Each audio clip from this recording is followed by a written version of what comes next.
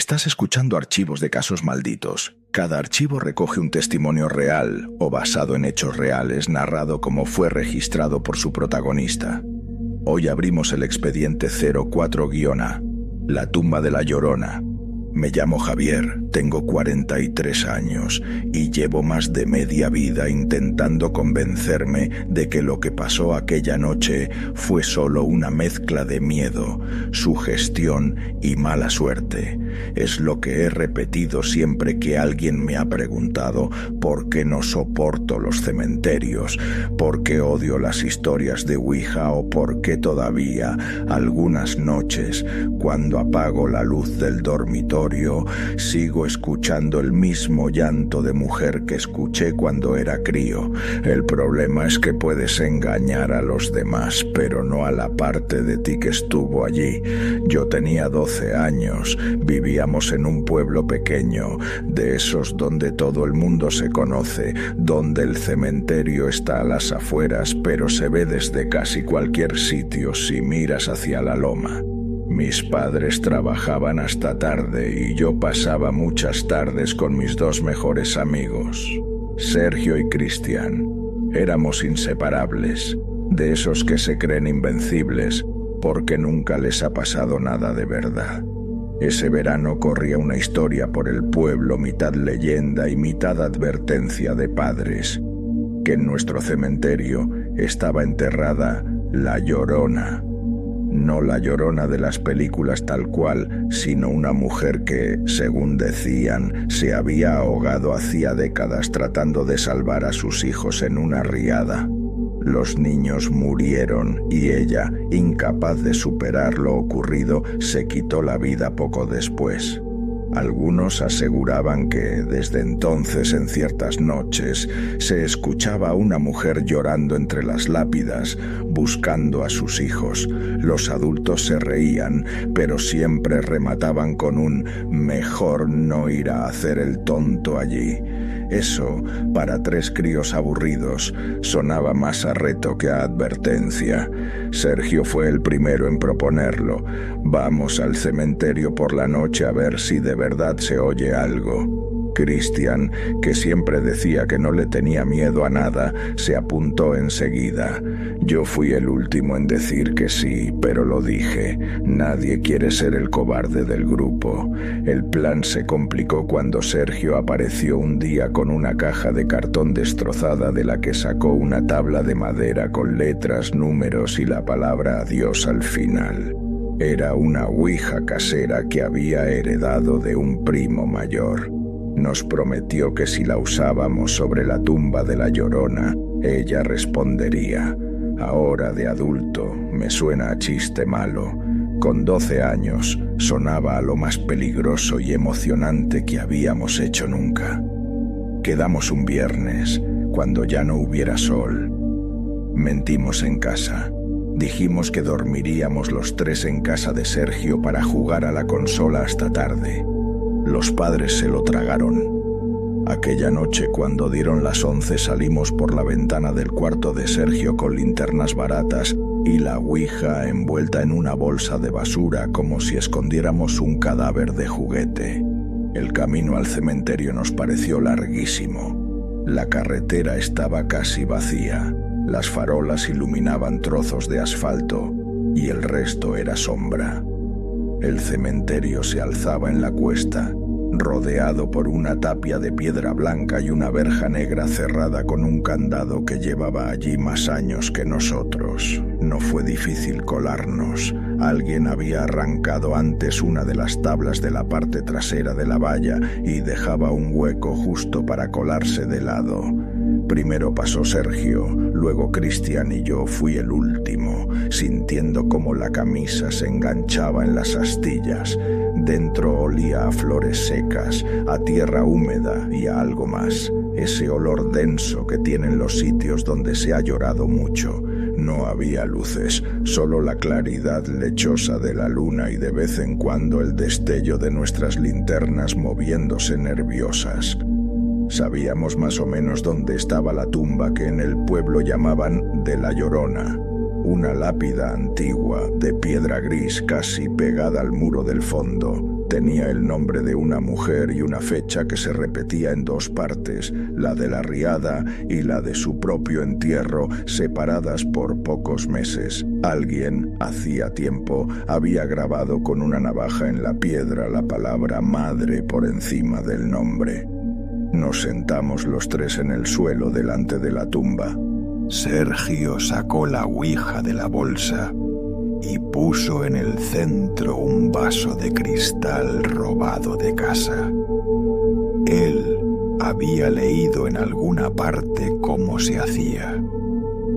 Todos con 2 dedos en el vaso. Velas si tenías, no teníamos. Concentración y respeto. Eso último se nos daba regular. Al principio fue todo risa nerviosa. ¿Hay alguien aquí?, preguntaba Sergio, arrastrando las palabras para dar miedo. El vaso no se movía. Si hay algún espíritu que responda, insistía. Nada. Cristian se enfadó y soltó una de esas frases que te callarías si supieras lo que viene después. Pues vaya fantasma de mierda, ni para llorar sirve. En cuanto dijo eso, el aire pareció cambiar. Es difícil explicarlo. No hizo viento ni bajó la temperatura de pronto como en las películas, pero el silencio se volvió más denso. Se dejaron de oír los ruidos del pueblo, los coches lejanos, incluso los perros. Solo quedábamos nosotros y nuestras respiraciones.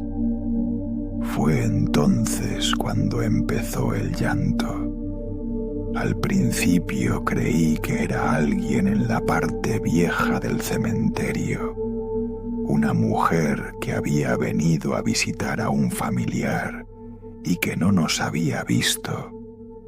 Era un sollozo bajo, como contenido, que venía de algún punto entre las lápidas, imposible de localizar.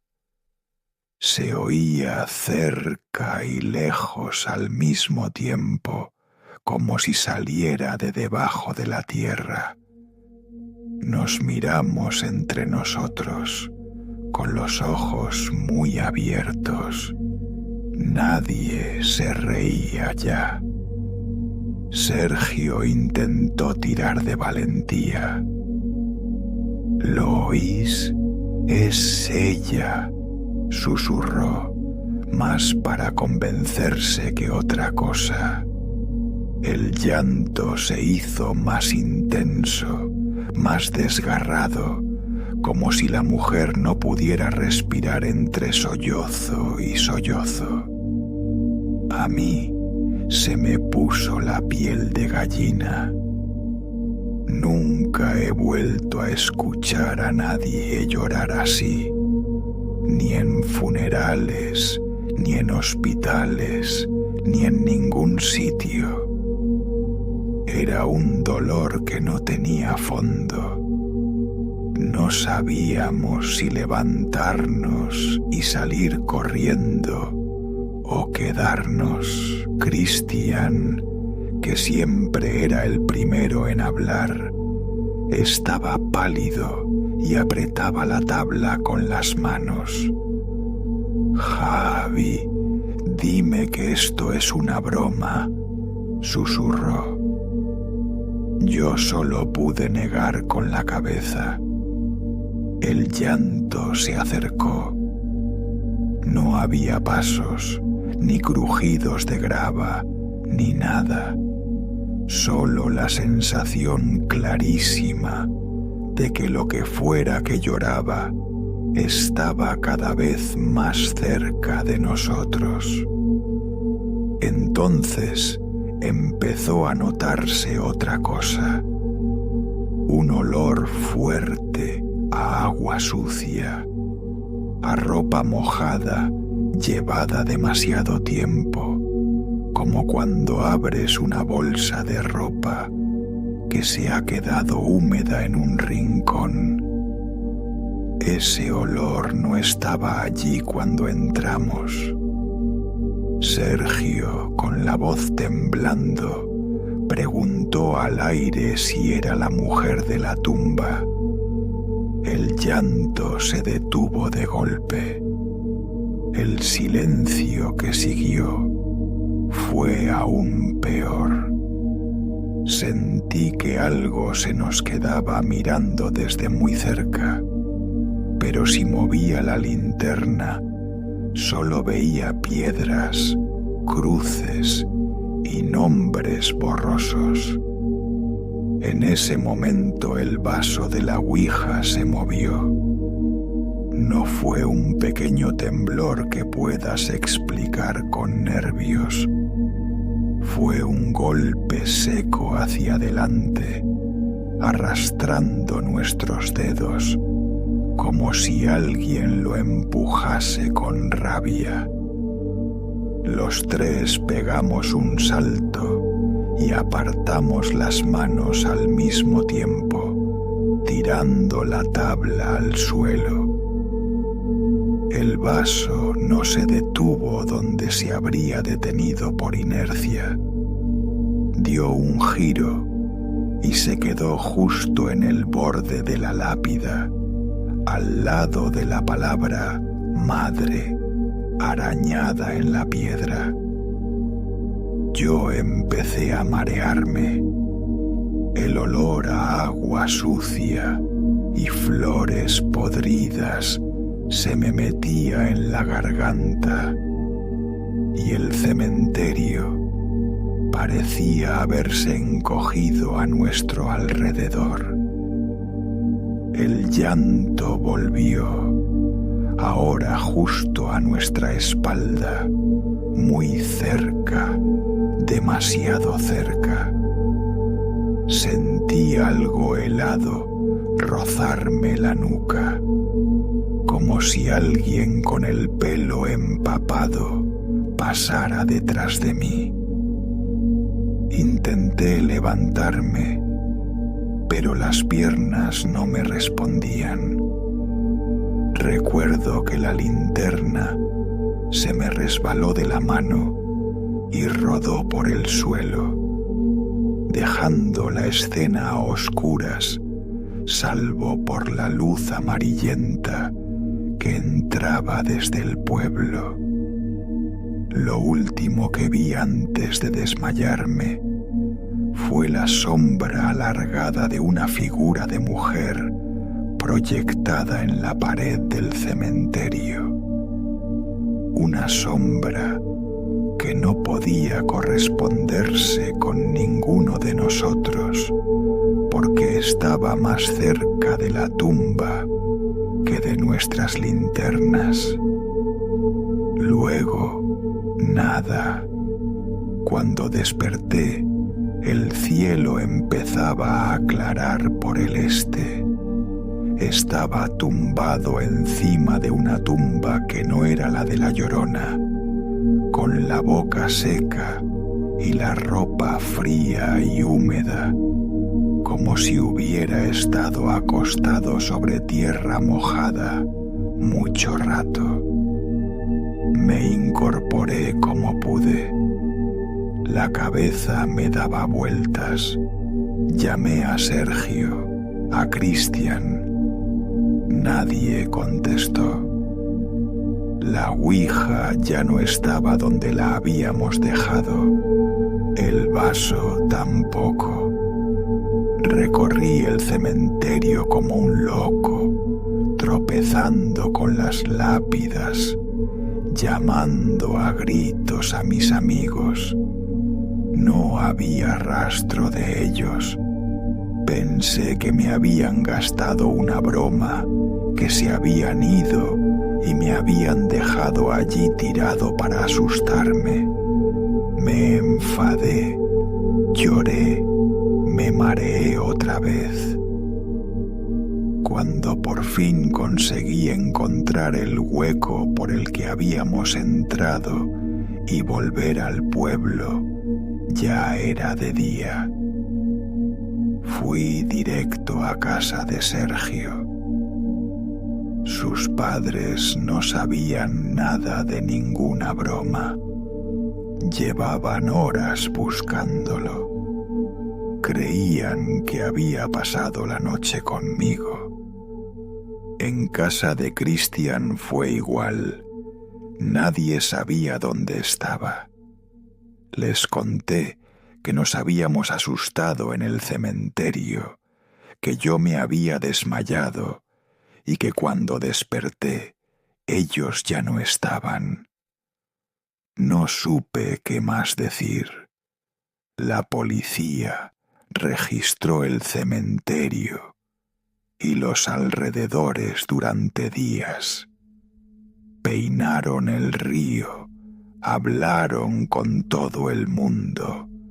Nunca encontraron ni un zapato, ni una camiseta, nada que explicara por qué yo había aparecido solo y mis amigos no. Durante meses fui el niño del cementerio, el último que los vio. Me hicieron repetir 1000 veces la historia, cada vez limándola un poco más para que sonara menos ridícula. Quité la ouija, quité la sombra, quité el llanto. De cara a los adultos, se quedó en fuimos, me desmayé, desaparecieron. Por dentro, la historia completa seguía en mi cabeza con cada detalle. No he vuelto a jugar con tablas ni a entrar de noche en ningún cementerio. Dejé el pueblo en cuanto pude. A mis padres y al resto les quedó la explicación oficial. Fuga, secuestro, algo humano. En los expedientes de la Guardia Civil aparecerá todo eso. En el mío, el que envío a archivos de casos malditos, solo quiero añadir una última cosa. Han pasado más de 30 años. He cambiado de ciudad, de trabajo y de vida. Tengo hijos propios a los que nunca les he hablado de esa leyenda ni de aquellos amigos. Pero hay algo que no ha cambiado. Algunas noches, justo cuando apagamos la tele y me quedo solo en la oscuridad del dormitorio, antes incluso de cerrar los ojos, escucho muy claro el mismo llanto de mujer, el mismo sollozo quebrado que escuché aquella noche entre las tumbas. Viene de ninguna parte concreta, como si estuviera dentro de la casa y al mismo tiempo muy lejos. A veces dura unos segundos, otras un par de minutos. En cuanto enciendo la luz, se corta. Nunca he vuelto al cementerio de mi pueblo. No sé si la tumba sigue allí o si alguien borró la palabra madre de la piedra.